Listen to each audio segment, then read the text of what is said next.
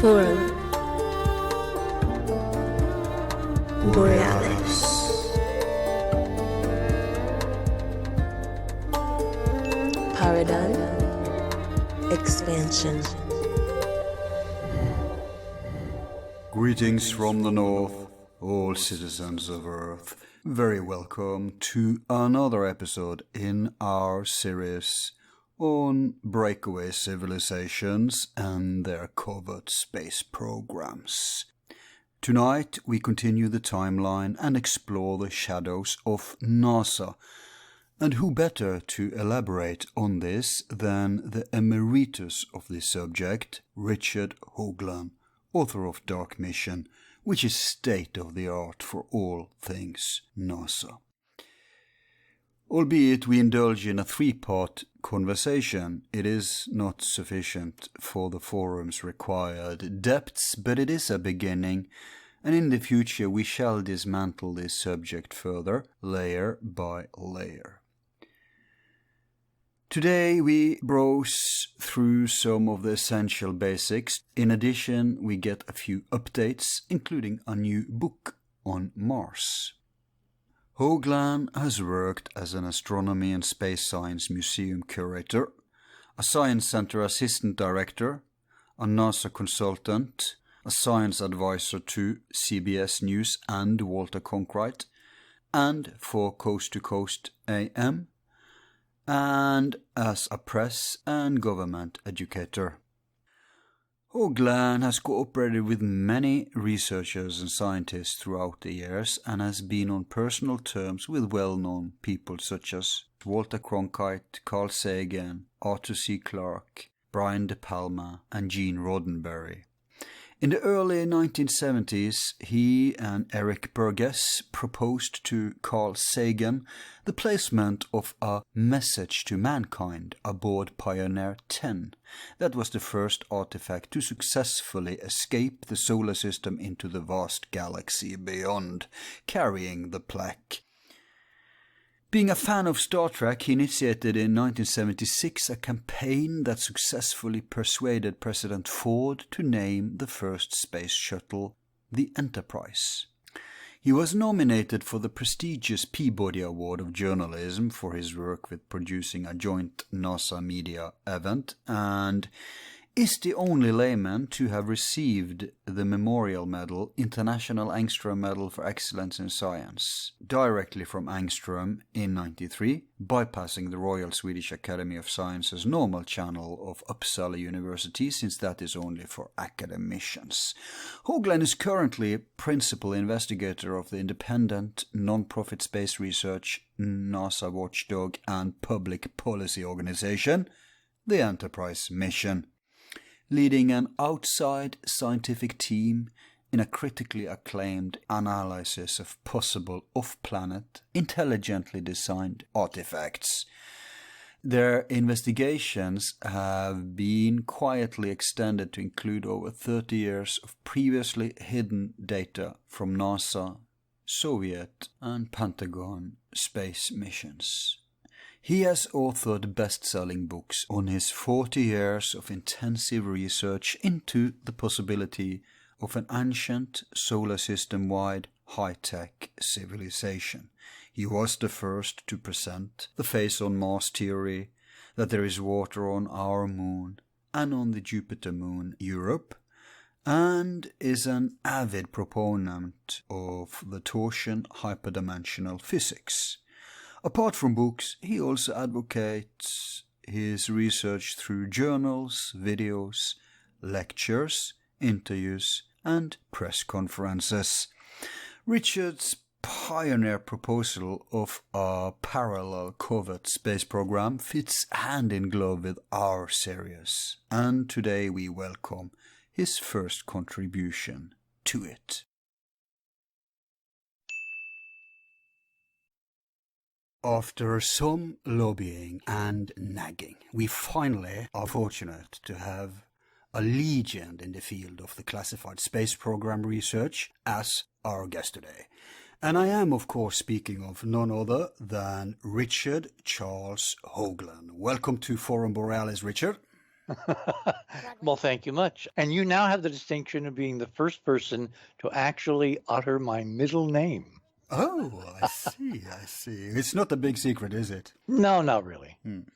You obviously had a good inside source. Robin, perhaps? Actually, it's been such a hassle to get you on that we know several people in your team, I guess you can call it. Okay. But it is a pleasure to finally get you on, because you're big in radio, but I don't think you've been on too many podcasts so far. So I'm glad we got hold of you. Well, as my grandmother used to say, it's nice being had. You did she? Now, this is probably going to be one of our more extensive programs, as we have many bases to touch, and you're such a wealth of information. Plus, the subject matter is so extensive, because today I'd like us to try to have a main focus on the history of NASA, basically. Okay. Well, by all means. But there's a million tentacles from there to everything, right? So they're always parenthetical asides, yes. Yes. So we will do our best to go through this as orderly and chronologically as possible, and I will, of course, do my best to steer us back a track if need be. Okay. But unfortunately, like we talked about right before we started here, we have to do some hard choices. So we will not explore in depth many of the related topics, unless you want to come back and do that, but instead have our main focus on NASA. And its dark history. And of course, the basis for our talk is your groundbreaking book, Dark Mission, The Secret History of NASA, that you co-authored with Mike Barra and was first published when? Let's see, 2000, no, I'm sorry, 1986, that was Monuments. 2006. 2006, not that long ago, though. Yeah, we actually had a party at the National Press Club to inaugurate his publication, the same day as NASA sent up one of the shuttle missions, and it turned out to be a pretty interesting shuttle mission, because they sent up the lightsaber from one of the George Lucas Star Wars programs. Yep, and no one could figure out why NASA did that for a private individual, a citizen who had, just written and produced and directed some interesting movies. Right. But they took it up into orbit and they brought it back down, and it's now in a museum in Houston. And then that very night, which I found stunning, a comet in the outer solar system, never before seen to do such a thing, blew up. And over the next several weeks, it became larger than the sun. Optically, you had to eventually, because it got bigger and fainter, but literally its diameter was bigger than the sun, which is almost 1 million miles across. And this was far away in the outer solar system. I think it was even beyond Jupiter. And it's like, where is the energy out there? Where is the heat? And I couldn't help but think that on the same day they launched the lightsaber from Star Wars, they were basically creating, via the secret space program, an homage to George Lucas, because they blew up an object in mimicking of the death of Alderaan. Right. Yeah, you couldn't see this from Earth, could you? Oh, yeah, easily. With a bare eye? In fact, Robin and I, with the naked eye, was in Perseus, which was well placed in the northeastern sky around 11 o'clock at night. And I remember Robin and I went out, and she lay in the deck chair because she doesn't want to lean her head back too far. And we had binoculars, and it was brilliant. It was spectacular. And, of course, it's all over the web. You just Google Comet Explosion 2006, I believe, and you'll find it. But I just thought the coincidence, when the Discovery was launched carrying the lightsaber, that night they blow up a comet in the outer solar system. It's like we have this 2 or 3 tier track of reality where, the sheeple never get to know what's really, really, really going on. They just see like the surface waves, but the deep underground or underwater currents and the iceberg, 9/10 underwater, that seems to be the driving force for not just space, but almost for everything. Like when you look at the election of Donald Trump, is it an accident that Donald Trump has created the most chaotic, most bizarre administration in the history of the United States? Do you think he attended it? Yes, absolutely. I am 100% in favor of the idea that this guy's not an idiot. This is a plan. The question is, what's the plan intended to do?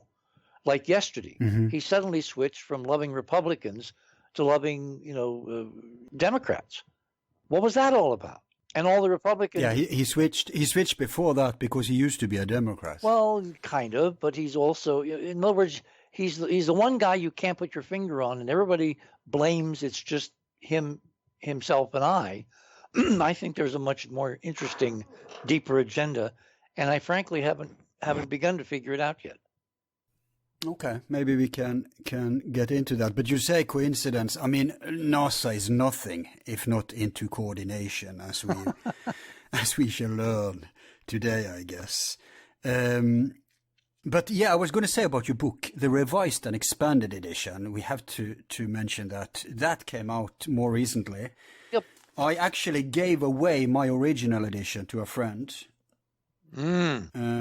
Should never do that. Well, because I got this new edition. Oh, super. Okay. It does replace the old one, doesn't it? Yes. We add. See, my publishers always have to keep telling me you got to write a new book because you keep adding stuff to the old one. like Monuments has gone through, I think, 5 or 6 editions, and I kept adding and adding, and finally Grosinger said, "For God's sake, write a new one." Yeah. So I did. Yeah, that's usually what people do. Look at Joseph Farrell. Yeah, he's actually on an interesting chase to supersede Isaac Asimov as the most prolific science writer in history. It's insane. I think. It's insane. I wonder if there's like a lot of clones of him. Well, the rumor about Isaac was that he had a bunch of kids chained to desks and typewriters in Brooklyn. This, of course, was long before computers and laptops and all that. Right. I never really believed the rumor, but he was incredibly prolific. Oh, it was like a serious rumor. Yeah. Oh, I see. Hey, before we really begin, just something I'm wondering about your name. Mm-hmm. Someone told me, it may have been Robin, that it originates from Sweden. But I'll tell you, Richard, Yes, absolutely. Here in Norway, we have a place called Hoagland, and we have another place called Hålogaland. Do you really know your lineage? Oh, yes. In fact, I went to Sweden with a bunch of people in, I think it was 95.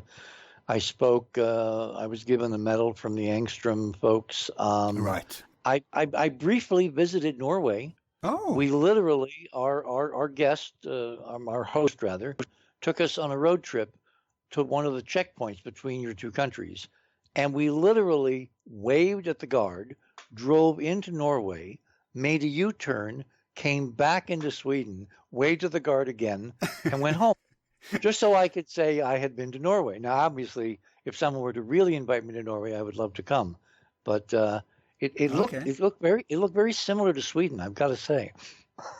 Yeah, because I mean, no, but it doesn't. Really? It really doesn't, unless you're at the east side and closer to Oslo. Huh. That's like Sweden. The thing with Scandinavia, actually, is that we have Iceland with its own specific nature. Iceland is volcanoes and mountains. Finland is lakes and wood. Sweden is farm country a lot, and also a lot of wood, and Denmark is flat. But Norway has all of it, everything.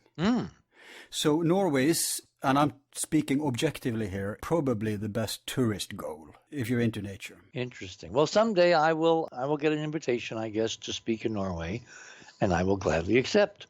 Let's hope this show here will do something about that. In fact, we did play around with having a secret space program conference here. That was before Jeroen had his, but it was in the same time. So when he launched his, we figured no point. Better we cooperate instead. Right. So that didn't happen then. But we'll see what will happen in the future. We'll see. Okay. Now, let's get to business. Yeah. As we shall see today, you were actually the first out with many things that are now general knowledge in the field, and I think we could also afford giving you some kudos for that while we begin. Oh yeah, and let me thank you, by the way. for bringing Dr. Farrell to my attention. He's one of the regular guests at this show, and I discovered him. I think you were on Coast, and you dropped his name. He was a complete unknown back then. And I researched him, and I found eventually some amateur podcast buried in the deep web, which was The Bite Show. And after that, it just, spiraled out of control, and now Farrell is a household name like yours. But thank you for bringing him to our attention. Oh, sure. I'm sure. I just actually spoke to Joseph about half an hour ago, because I've had a guest on my show, The Other Side of Midnight Fallout, and I wanted him to do this coming weekend because I want to talk about the new book he's doing, and I want to talk about it in the context of a lot of interesting manipulation, like this weather system we're seeing, Irma, which is bearing down at warp 9 on the Miami. It appears to me to be an enhanced, artificially enhanced, technologically enhanced storm, like Harvey was. So the world of secret manipulation is far beyond just NASA now. It involves everything from so-called mainstream politics, Donald Trump, president, to all other kinds of nefarious things. Like why, for instance, and this is not something we have to answer today, but why is the U.S. Navy having incredible problems with major warships running into commercial traffic all over the world? What's that all about? Well, I have a feeling it has to do with the interference of navigation and GPS and computers, and I have that feeling that it has to do with the celestial mechanics of alignments in the solar system and this rising background physics, the so-called torsion field, which modulates electromagnetic phenomenon, but it's not the primary cause of these things. It's the driver. It's the underlying foundation. It's the classical ether. The ether is back, bigger and badder than ever, and it's real. I'm measuring it with the Accutron inertial sensor. And during the run-up to these storms, we've seen nothing but incredible activity on the Accutron. And the only answer to that is someone... Hang on, that's a measuring instrument you use? Yes, it's the...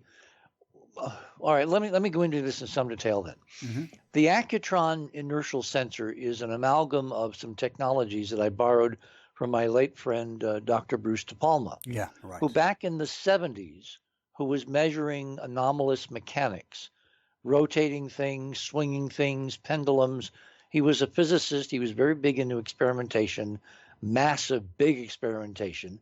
And he found that massive rotating objects behave differently than massive resting objects.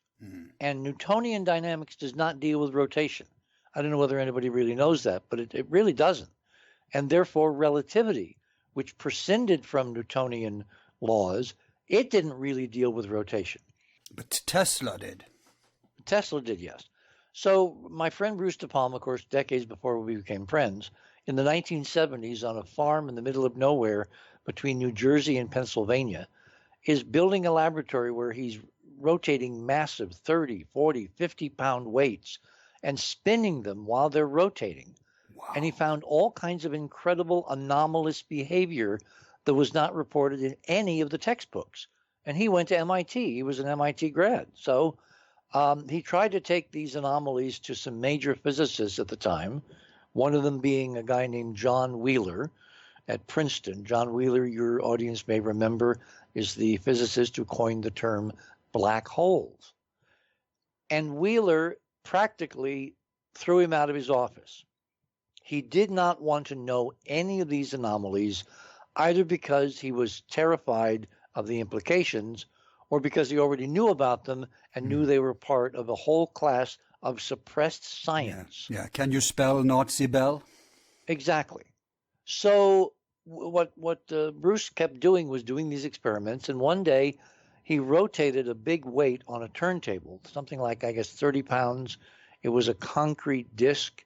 It had a steel band around the equator, so as he spun it up, it wouldn't explode, fly apart from centrifugal force. And he put an Accutron watch on a platform above the spinning disc to see what would happen. The idea was that if the spinning disc from his other experiments was creating some kind of field around the spinning object. He called it the odd field, O-D, odd field. Not ODD, but he was implying it was odd because it was odd. It was bizarre. It was unusual. It wasn't predicted by any of the physics he'd ever been taught, again, at MIT. So he put the accutron. Remember, this is the 1970s. There are no computers. There's no internet. It's just an accutron watch.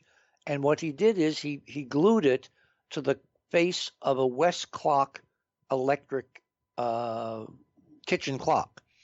And for those that are older in the audience, you'll remember what a West clock used to look like. It was one of the major clock makers in the United States back then. And what he did is he synchronized the sweep second hand on the accutron with the sweep second hand on the West clock. And then he turned on his rotating disc underneath this assembly, and he let it run for 1,000 seconds, which turns out to be 17 minutes. And at the end of the 17 minutes, the accutron, which Bulova had invented in the 1960s, early 1960s, and had touted as the most accurate revolution in timekeeping in 300 years, supposed to be accurate to plus or minus a second per day. In those 1,000 seconds of his first experiment, the accutron lost a second. Now that's like for you and me losing half our bank account. Right. Suddenly it's gone. Yeah. Or for Trump, maybe losing $5 billion. Who really knows? The point is, it was a stunning anomaly. So he did it again and again and again, and it was reliable. 1,000 seconds, 1 second lost. From which he postulated that what was happening in the vicinity of a massive rotating disk spinning, I think 3,000 RPM. I think that was the spin rate. The field created around it was changing the inertia of the little tuning fork in the accutron. Because Bulova had developed in the accutron this new technology, not balance wheels and cogs and springs and all that, but a little tuning fork that was electrically excited by a little mercury battery inside the watch through coils. And every time. Hang on, this tuning fork, I hope that was tuned to the natural tone scale and not the artificial one that the musician use. No, it was tuned to 360 hertz. Exactly.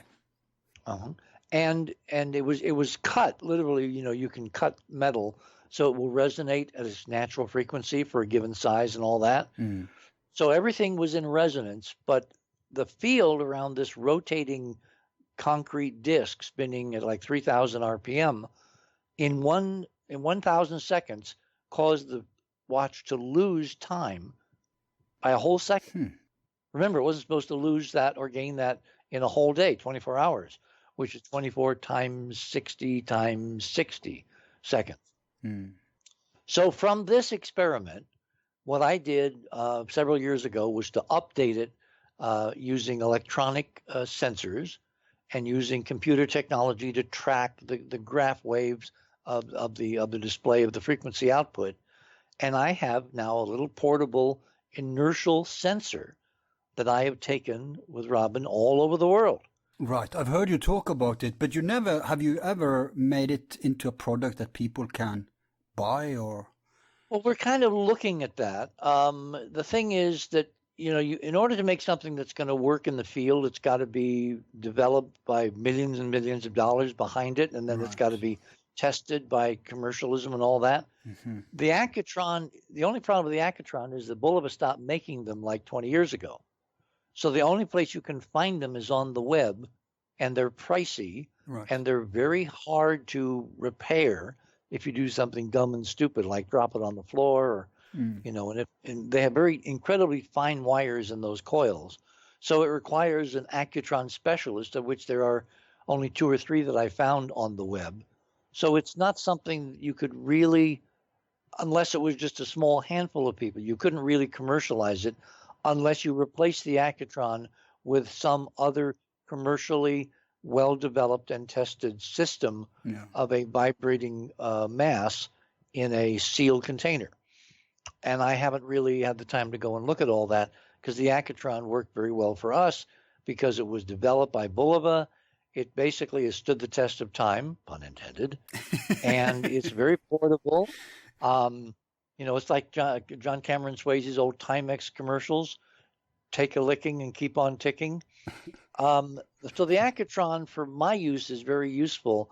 I'm not sure whether it would be useful on a larger democratized scale, but it's something that I want to explore among a whole bunch of other stuff.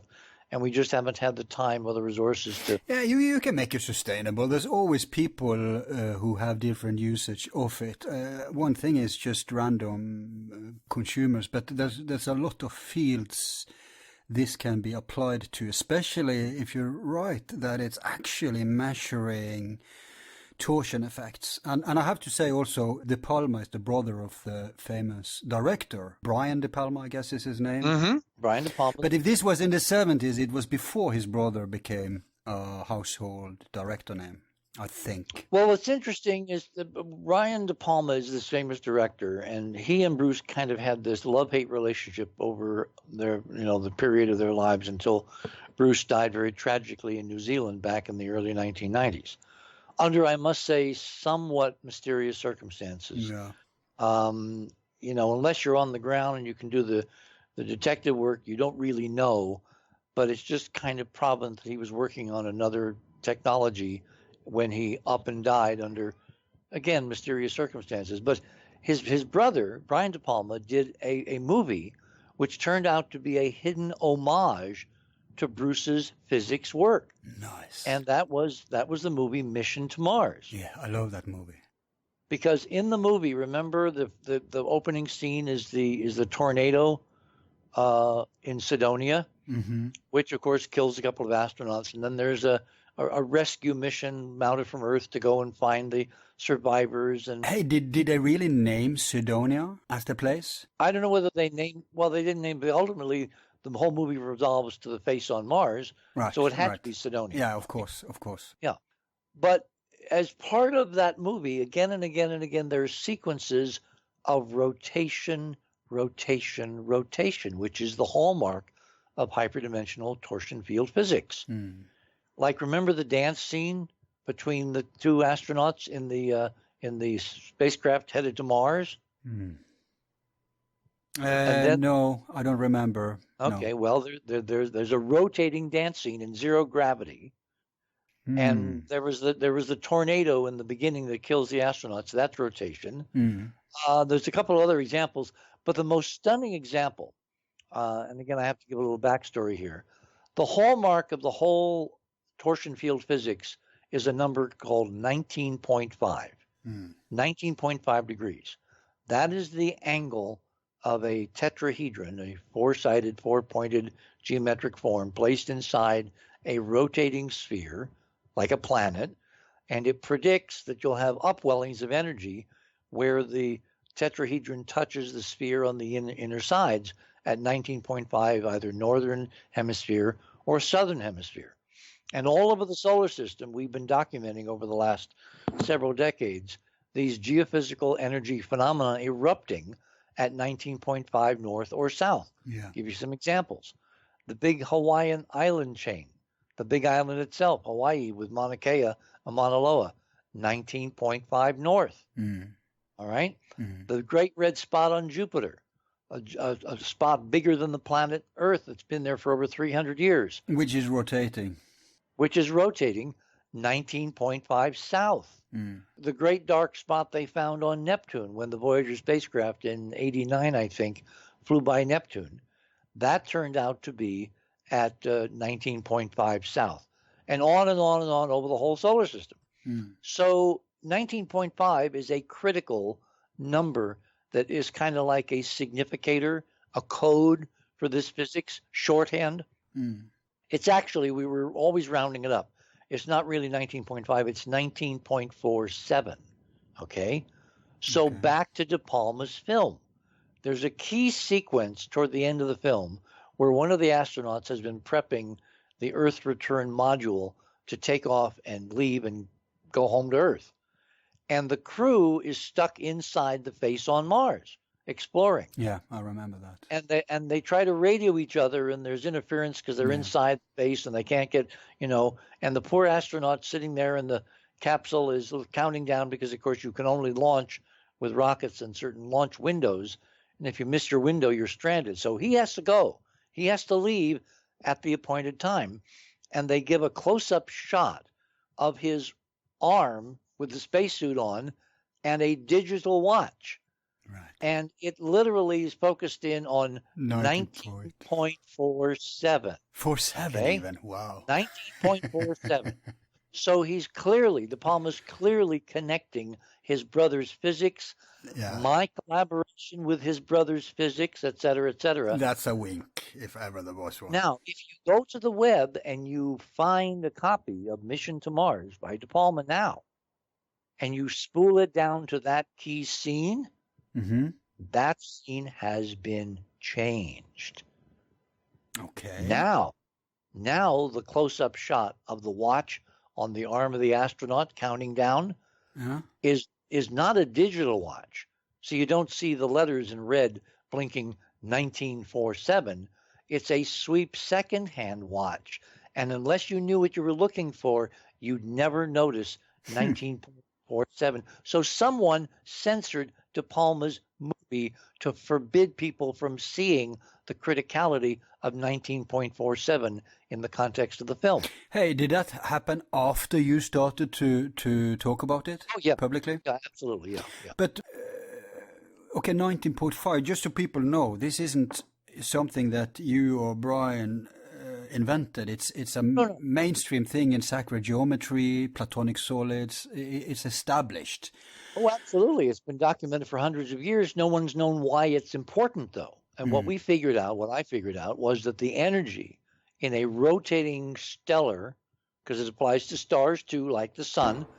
Do you know that the sun varies over a period of about 11 years in what's called the sunspot cycle, right?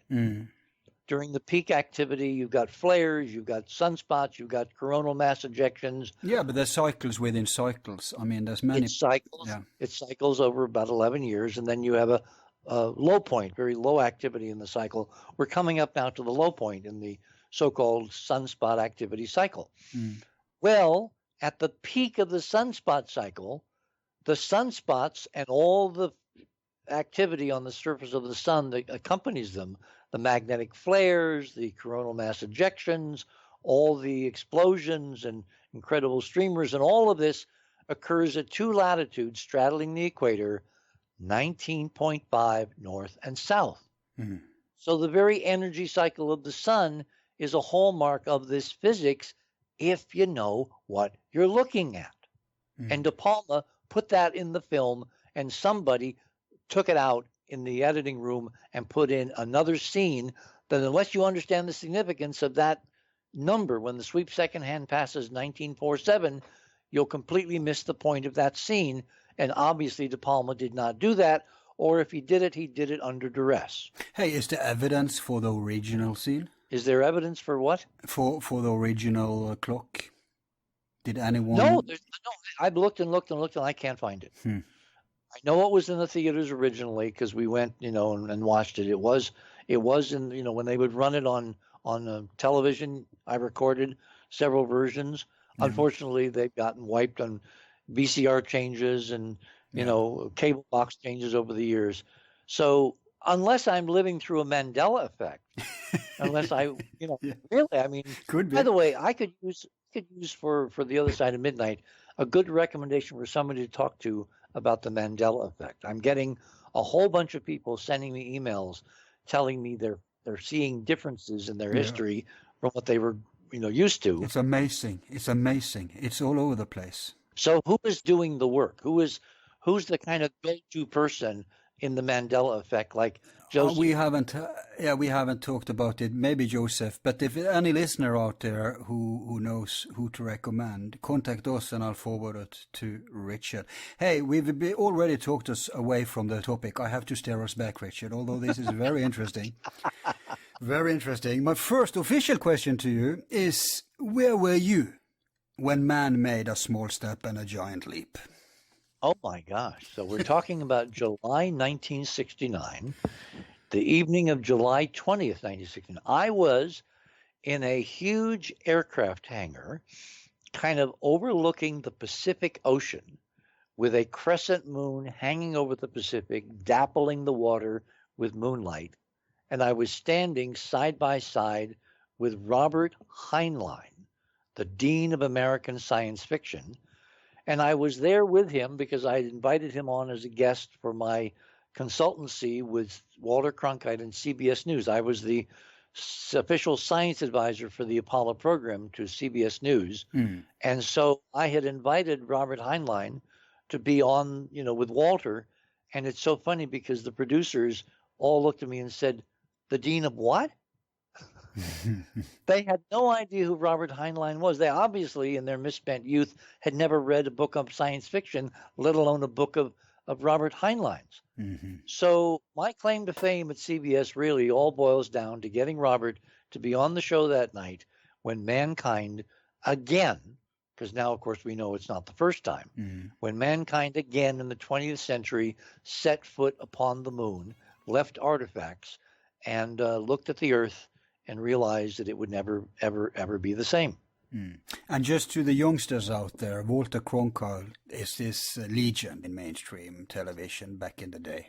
Well, back when we had only 3 television networks, CBS, NBC, and ABC, Walter anchored the evening news show on CBS News. He was a CBS alum. He went back before World War II with people like Eric Sevareid and Roger Mudd and a whole bunch of people that I got to work with that I'd watched growing up on television.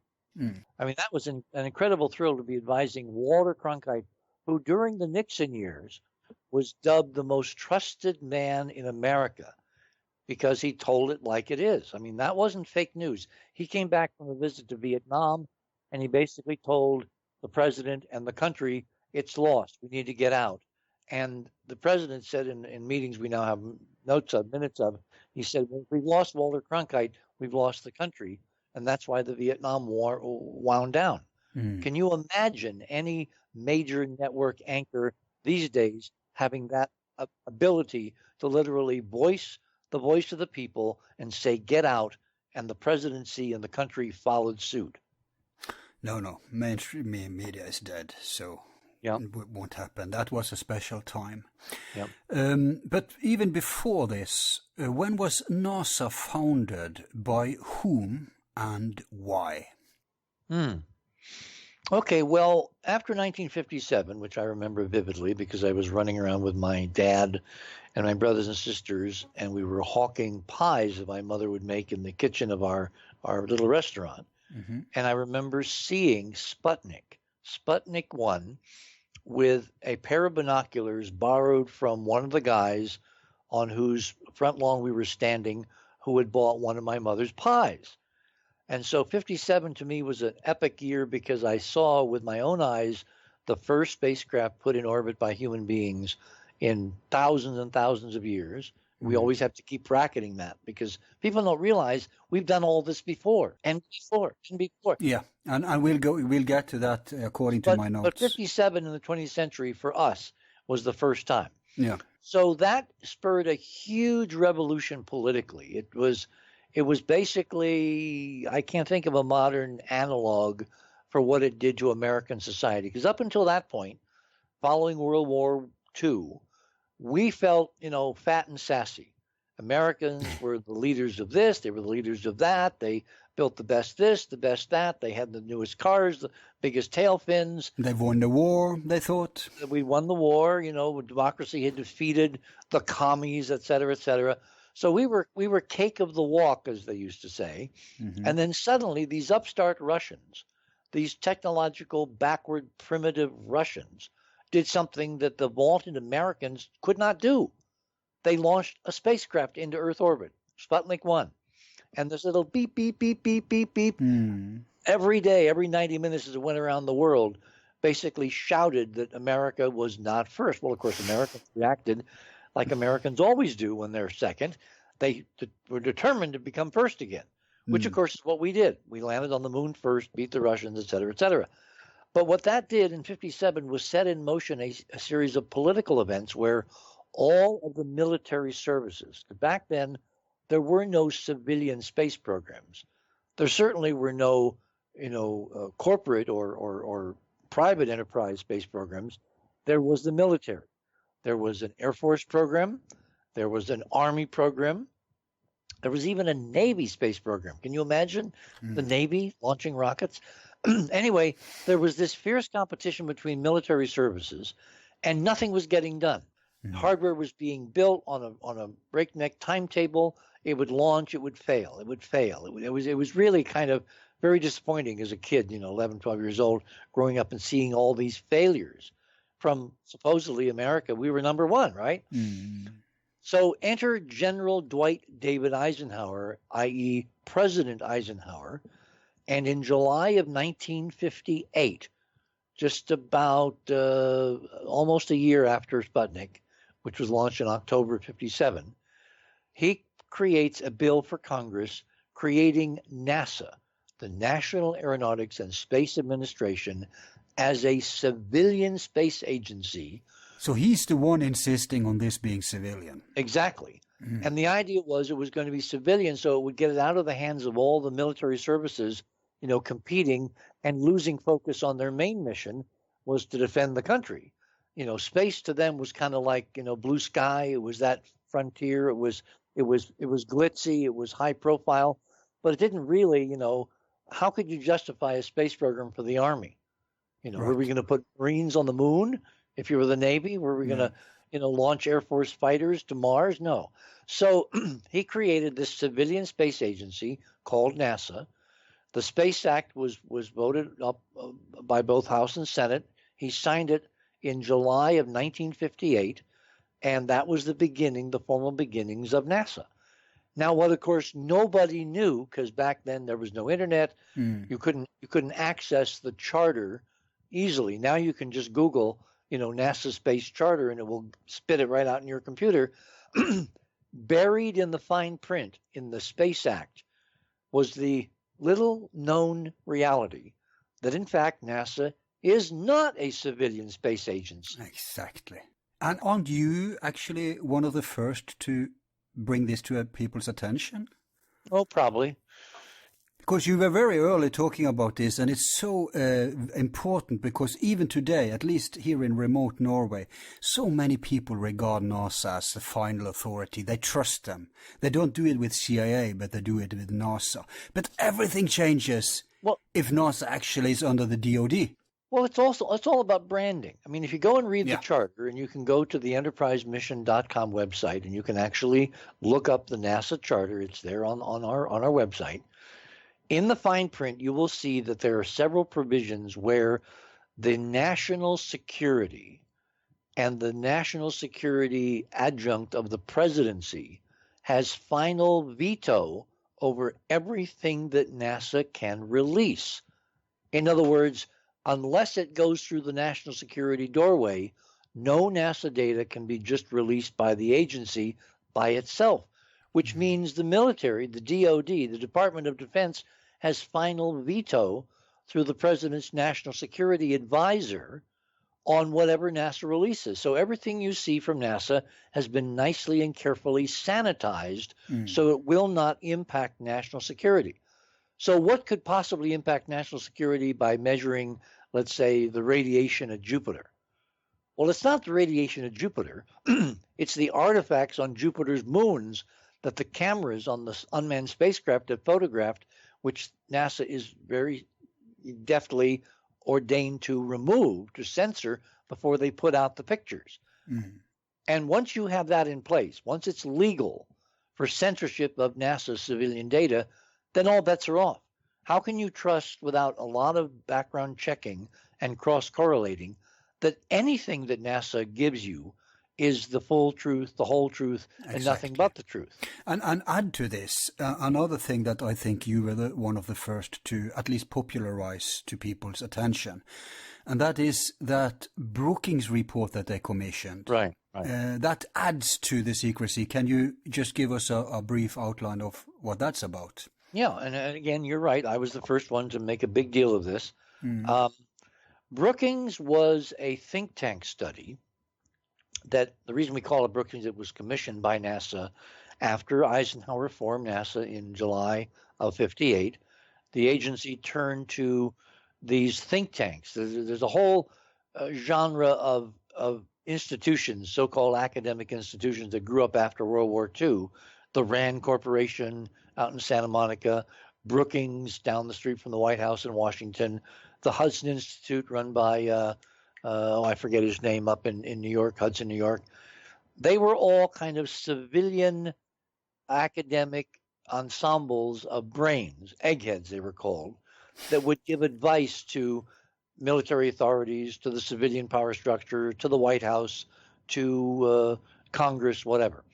So NASA turned to Brookings, one of these think tanks, and basically asked it, right after Eisenhower formed it, give us a study looking like 20, 30 years out, the impact of NASA funding and NASA activities and potential NASA discoveries on the American economy, on the American future, on American society. It was a very broadly based study. I actually are rare to have an actual hard copy version of the Brookings report. Now, it's not called Brookings.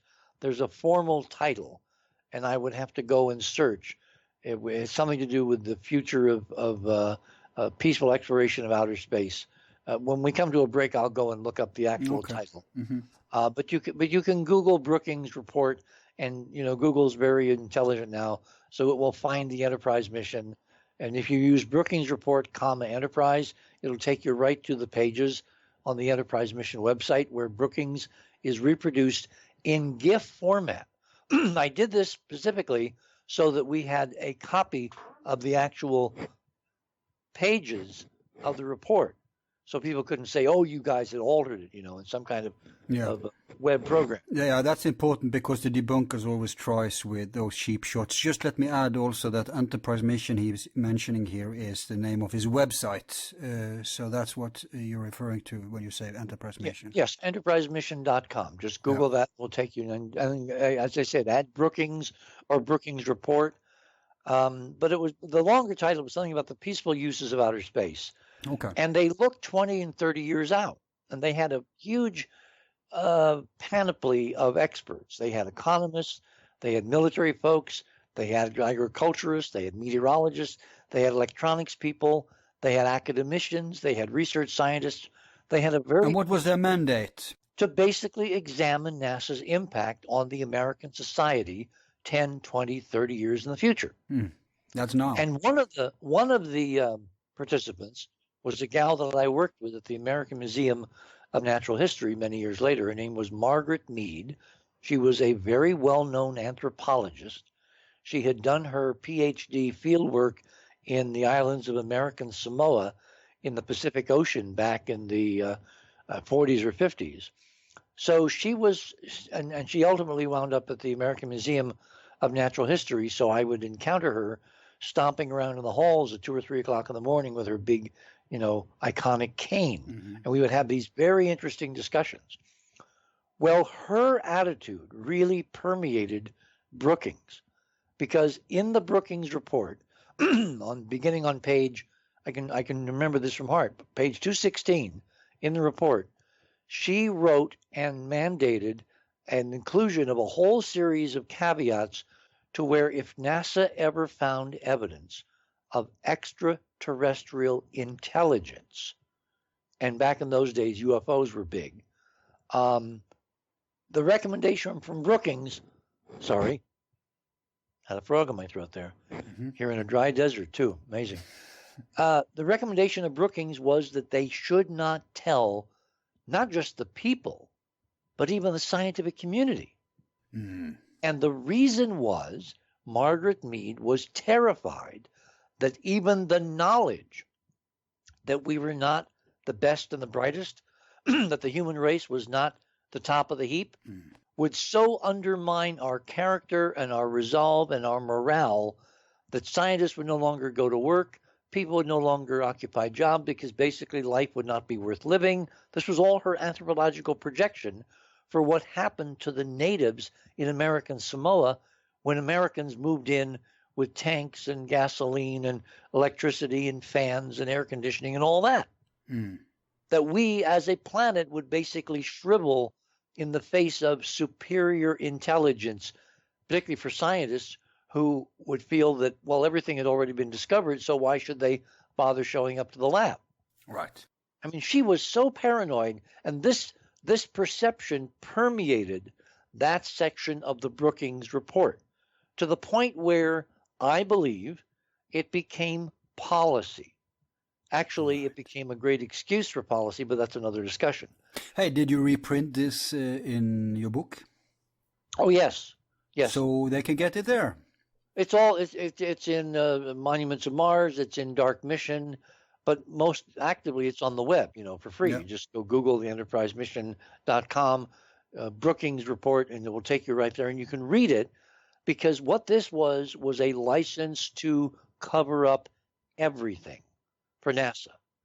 And what's interesting in the report, it actually says at one point, if I can remember, it says, while the discovery of extraterrestrial life will not take place for the next 20 years.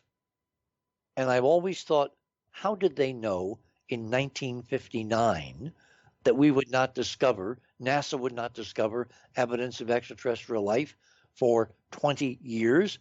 How can you put a date on discovery unless you already have the discovery in your hip pocket, and that's the date when it was going to be publicly announced? So the whole thing is a shaggy dog story from beginning to end. Right. We have data now going back before NASA missions to the moon, NASA missions to Mars. We have data now that the government, the U.S. government, has known about extraterrestrial artifacts, extraterrestrial construction, extraterrestrial buildings on a humongous, incredible superhuman scale from the earliest years of the Kennedy administration, Al. That's very interesting. We've been tracking this story up until Kennedy, and he's so deeply involved. Let me just also add a very important caveat here, and that is that when you say extraterrestrial, you're simply describing the location. It's not to automatically mean, as many jump to conclusions, that some ET from Sirius necessarily built any of these structures and ruins. It's just that it's stuff that's not on Earth. Al, that's a most perceptive demarcation, and you're one of the few people that I've ever encountered on this subject that actually understands. There's a real fundamental technical difference between extraterrestrial and alien. Yeah, but we are podcasters, so we are a bit updated. A ping for social media. Okay, here's my definition. Extraterrestrial means where you hang your hat. Remember in Star Trek 4, where the female protagonist says, you ask Kirk, where do you live? And he says, well, or she says something like, so you live in space? He says, no, I work in outer space. I live in Kansas. I'm more used to Captain Picard. Yeah, well, you have to go. He had many good one-liners, Kirk. Yeah, I agree. Well, this was actually in the movies. This was the fourth Star Trek movie. Okay. The one about the dolphins saving Earth and all that. Right. Very, very, very fun movie. I recommend it highly. I recommend all of them highly because there's lessons to. Yep. So anyway, extraterrestrial merely is a definition of real estate. Yeah. Right. Now, alien is about DNA. An alien does not have human DNA, but a human being living on Mars or the moon or a base on the space station is by definition an extraterrestrial, but he's not on Earth at the moment. He's in outer space. He's working in outer space, or he's living temporarily in outer space. Now, if you live permanently in outer space, you're still not an alien if you live on the moon and you have human DNA. Yeah. So with those two definitions, the stuff that we're finding, the stuff that we found, again, now going all the way back to Kennedy, and I never talked about this on the air, so I want to spend a couple of minutes going back. What did Kennedy know, and when did he know it? And did this, in fact, was this the reason for his murder or his assassination? Right. And my vote is yes. And we may have an answer to this in this October through this president, because Donald J. Trump is the president who is either going to release all the hidden documents on the Kennedy assassination, or like George Wallace, he's going to stand in the doorway and forbid them from being released under national security. And I have Trump people telling me, oh, he's going to release them. I have other people saying that he's bought and paid for by the corporatists or the mob or the globalists or whatever. Or they have him by the balls, or they clipped his wings. And they'll never see the light of day, and we'll never see them. I mean, it's a really interesting conundrum. Are we going to get to see why Kennedy really was killed?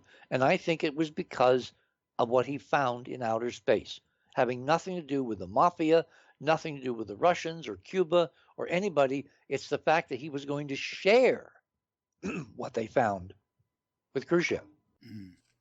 And the Nazis in NASA at that time, who, of course, were dead set against anything Russian, over their dead body were they going to share this incredible information about a super civilization in our own backyard from which we could, garner all kinds of technological and war-making advantage.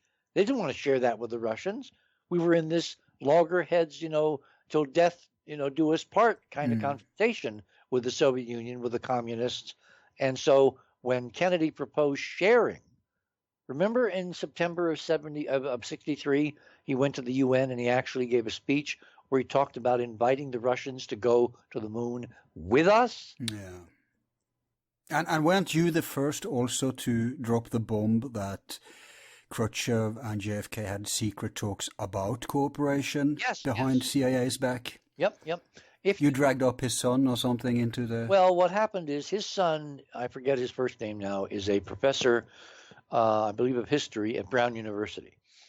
And his son did an interview for PBS, a PBS documentary some years ago, where he admitted that his dad, Khrushchev, had, Premier Khrushchev, had secret conversations with Kennedy going back to their meeting in Vienna in 1961, when they supposedly had the summit, and it was a really bad thing for Kennedy and the Americans because Khrushchev saw this young kid, had no respect and all that, and basically walked all over him. And that's when the Berlin Wall went up, and all kinds of terrible things happened because Khrushchev evaluated Kennedy wrongly at that meeting in Vienna.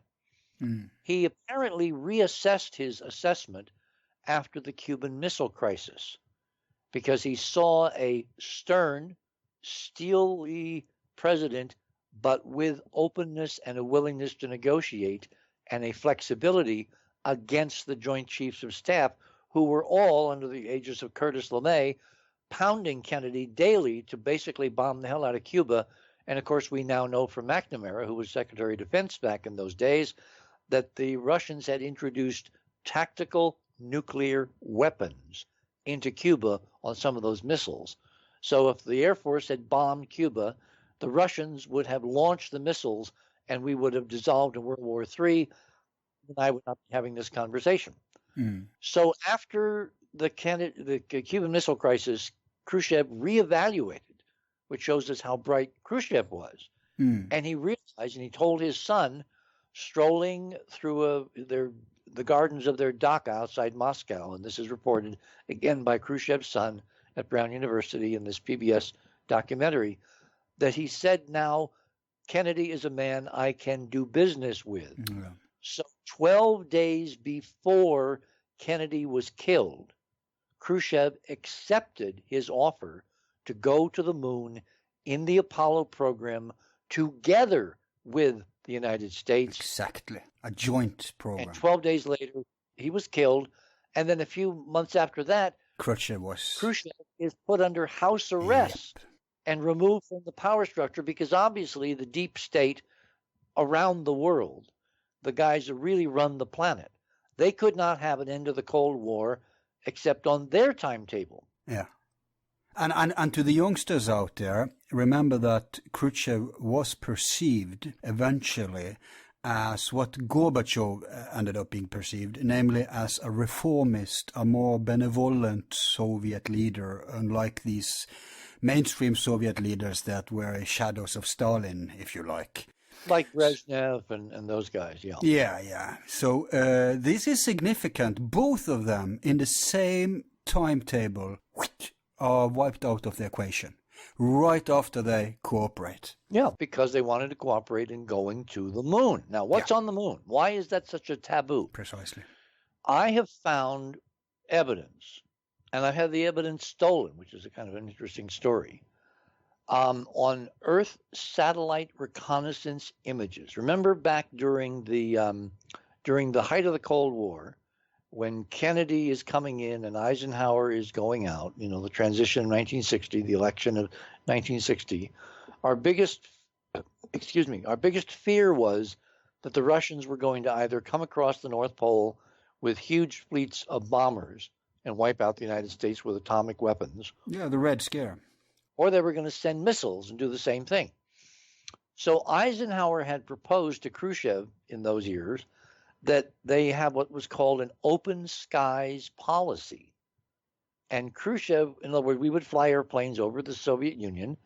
They would fly reconnaissance airplanes over the United States, and each side would exchange data showing where the missiles were, where the aircraft were, and showing we were not preparing for war. Because to have a war, you got to move a lot of manpower and a lot of munitions, a lot of stuff. So a reassurance policy thing. Yep. So Khrushchev turned that down. The reason is because Francis Gary Powers happened. The U-2 flight. Remember the CIA reconnaissance aircraft, the U-2, the high altitude, big long wing kind of glider jet plane. It made a serendipitous pass over the Soviet Union just before a summit between Eisenhower and Khrushchev. Provocation from the CIA. Of course, they always interfere. Well, yeah, because they were pushing, to do this. Either they were pushing to do it because they wanted data, or they were pushing to do it because they knew maybe it would get shot down and it would put the kibosh on the summit. Anyway, that happened. Francis Gary Powers U-2 was brought down by a high-altitude ground-to-air missile. Powers survived, was put on trial in Moscow, and sentenced to, I forget how many decades of hard labor for being a spy. Eventually, he was released and he became an L.A. weatherman. That's a whole other story. Okay. What happens in America when you're big and famous? You wind up with a big, cushy job on television. Yeah. Anyway, that was Francis Gary Powers. The point is that until the development of rockets and satellite technology, what was going on in the Soviet Union was as mysterious as what was going on the backside of the moon, because you can never have enough spies on the ground to tell you the really important stuff you need to know with a time-critical deadline. Mm-hmm. Enter satellites and rockets and the creation of the first spy satellites, which you could put into orbit. They would orbit for X number of days. They would then re-enter. You would then pick them up. You bring the film. Remember, they didn't have electronics back then. It was film. You bring the film to the CIA or the Air Force. They would develop the film. Analysts would then look it over. And you'd basically know where the airfields were, where the rockets were, where the airplanes, the bombers were staged, and all of that. It was a stunning revolution. Yeah, but it wasn't the first, really. What about Black Knight? Well, we don't know what Black Knight is. No. I suspect it's the Antediluvian technology. Exactly, me too. And for those that know what we're talking about, in the 1950s, there were a couple of major newspaper stories, mainstream stories, about early warning radar seeing something in orbit long before any country on Earth was able to put something into Earth orbit. And it was called the Black Knight. I have a feeling it was something left over from our previous, as you just said, antediluvian civilizations. I haven't really had the time to track down the orbits and all that, so I don't know whether it could have survived that long.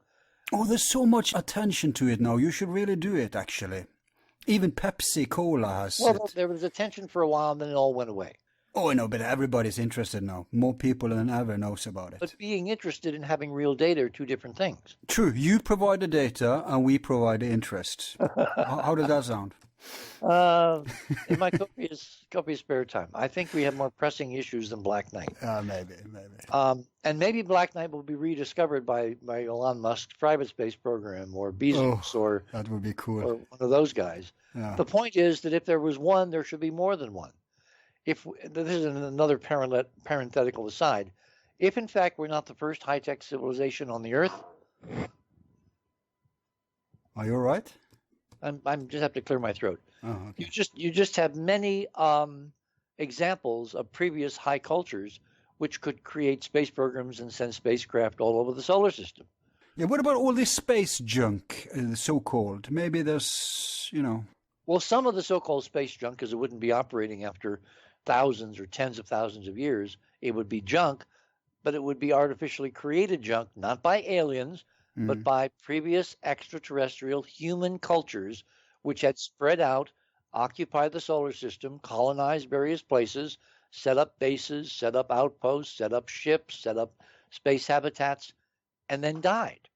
Hey, when we talk about definitions, you gave us 2 definitions for extraterrestrial and alien, but what if you belong to the human species, but you're not born or raised on Earth? You have, in fact, no direct relatives on Earth. What would you call that? Okay, this introduced very... Let's not go too deep into it right now, but yeah. No, it's very interesting, because this is what I ended Dark Mission with. Right. I have a section in Dark Mission, which, by the way, all this stuff is available on Amazon. Just Google, the book names, and it'll take you to the publishers and all that. Yeah, we'll get to that at the end today, so yeah. At the end of Dark Mission, I laid out what I thought really happened in the interesting controversy around what Neil Armstrong really said when he set his boot on moon dust in that July 20th evening of 1969. Remember what he's supposed to have said. That's one small step for a man, one giant leap for mankind, right? Right. Except that's not how it came out. If you listen to the, it's not a transcript, the recording, again, you can Google all this. Yeah.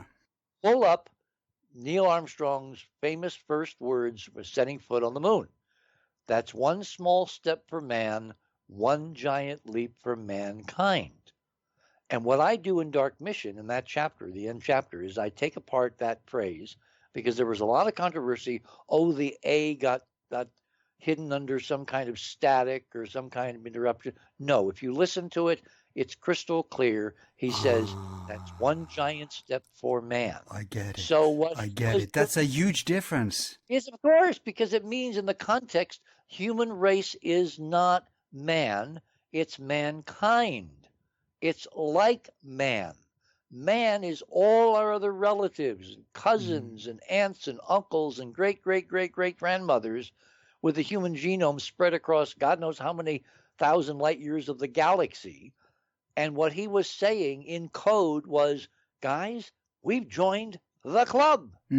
One small step for man, that's us on Earth. Yes. A human leap for mankind, that's the whole human race. Everybody else who's related, who are not here, who are extraterrestrials, who live all over this solar system in enclaves that we haven't seen yet, and far, far beyond, because the speed of light is not the limitation to travel in interstellar space. We have a separate series on this. Okay, so you have that? Yeah. We call it Evidence for Antediluvian Civilization. And it's so important because many people, they don't know how to define this. But I'm saying, if you can breed and not have sterile outcome, then it's the same species. Exactly. You can't. It's no two ways about it. Like the Neanderthals, they were slandering the Neanderthals for the longest time, calling them another species. But no, we are Neanderthals, and if indeed the ancient texts are right that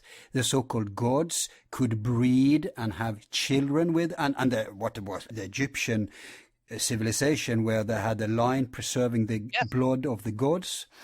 Obviously, it's man. Now, where it came from, who came first, did we send them out, then they came back, or did they seed us here? That's an entire big, different discussion I'd like to have with you. And Tom van Flander's book springs to mind, and we could have hours about that too.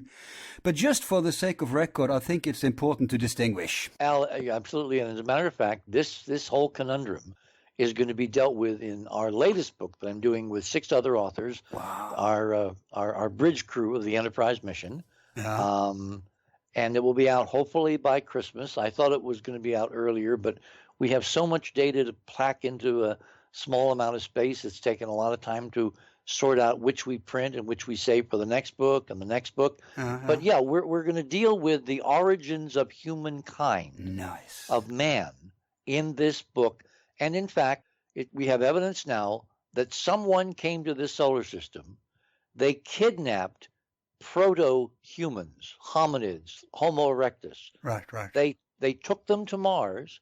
They created Homo sapiens in a laboratory, then raised them in enclosed arcologies, cities on Mars, until they were forced to re-immigrate back to Earth when the environment of Mars went to hell in a handbasket, which was after the Great War 66 million years ago, when a major planet in the solar system was destroyed by incredibly advanced technological means, by torsion technology, and we've been living with the shattering results ever since. That was the fall. Right. Everything after that is basically trying to rebuild humanity, man, back to a level that we had before the Great War. So Neil Armstrong. I'm drooling. Hey, hang on. Before we go to break, I want, since you mentioned the book, let's just continue a little bit about that and then take a break. Okay. Who's the other co-authors of that book? Okay, Cynthia has been the Enterprise mission art director for decades, going back. She did the early seminal work on manually creating from the two images from NASA, the Viking 35A72 and Viking 70A13. Those are image ID numbers. She created the first clay model, three-dimensional clay model of the face from those two stereo images, right. Which then Mark Carlotto, who's not part of the book. He's a scientist. I've heard about him. Yeah, but he's not part of this current project. Oh, okay. But what he did was he validated that analog model, Cynthia's analog model, with incredible 3D computer imaging, taking the NASA original data tapes, putting them in the computer, using shape from shading algorithms. And in the book, there will be side-by-side comparisons of her analog clay model. I mean, she spent thousands of hours sculpting, taking little, you know how sculptors have these little tiny spatulas, removing a little bit of clay and then adjusting the lights to see if it matched the images. Right. And then taking the lights away, doing more sculpting, putting the lights back, taking more pictures. I mean, it was incredibly painstaking. Her stomach muscles alone suffered and her back, because you're literally bending over a light table with clay on it, right. Trying to recreate what's on the surface of Mars. She's one of the authors. Keith Laney, well-known imaging expert in North Carolina. Ron Gerbran, he's in Los Angeles, another imaging expert. Let's see, Tim Saunders, he's in Turkey, participating halfway around the world because he's into 3D computer modeling now. So he's doing a lot of the 3D modeling of the current data coming down from the Curiosity mission, including things you can put on your desk as keepsakes. How much would you give to have a three-dimensional 3D printed copy of a genuine artifact on Mars long before any boots ever touch the surface? Wow. That's what Tim's going to do for this book. Right. See, I'm missing people. Andrew Curry, your friend Andrew, who was the guy that, kind of helped to put us together. He's an artist. He and I did an early show where we talked about the second guy on Apollo 12, Alan Bean, is a space illustrator, and all he's been doing for the last 30 years is illustrating in his paintings all the secret, incredible things they saw that the astronauts can't talk about in terms of alien structures on the moon. And Aaron and I had a great discussion on that, and that's when he kind of joined the team, and he does these artistic recreations from the visual data, from the imaging data. And I know I'm forgetting some other people. But they will get their due when it's out there. Do you have a title already, or? Oh, yes. It's called Hidden Mars, because it can't be open Mars because everything has been hidden by NASA, a la Brookings. Hidden Mars, subtitle, A War in Heaven. Nice. The reason Mars has this warlike attribution has nothing to do with its color. It has to do with all the tanks and artillery and stuff we're finding in the images from NASA all over the damn planet.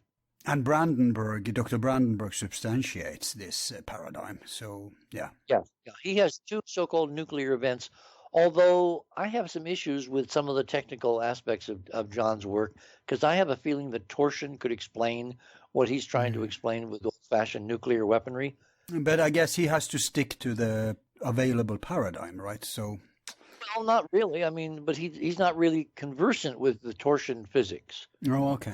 So part of our discussion with John always when I have him on the show is, well, John, we have these examples. We have Kozyrev, we've got Akimov, we've got all these Russian guys who have been doing all these experiments. And it leaves you isotopes that simulate what a nuclear explosion is, because ultimately, when you're banging off a nuclear weapon like Kim Jong-un did the other day under Korea, you have to impact the torsion field to do it. And the torsion field impacts the nuclear process to do it. So ultimately, we're talking the same physics. It's just been segregated. So John's background is in mainstream nuclear physics. So he's trying to explain these isotopes using a mainstream approach because he's not conversant with the fact that there is a hidden physics to which he has not been. Yeah, but it's just a matter of logic. You don't even have to have just a medieval state like North Korea. Obviously, so an advanced civilization on Mars would have something more advanced than what a medieval state has today, right? Well, primarily, so nuclear atom bombs, that's just a stepping stone to deeper destruction and technology. Richard, very interesting, but let's end the first segment on this note, and when we come back, we'll go even deeper into this material. Sounds good? Sounds great. Yeah.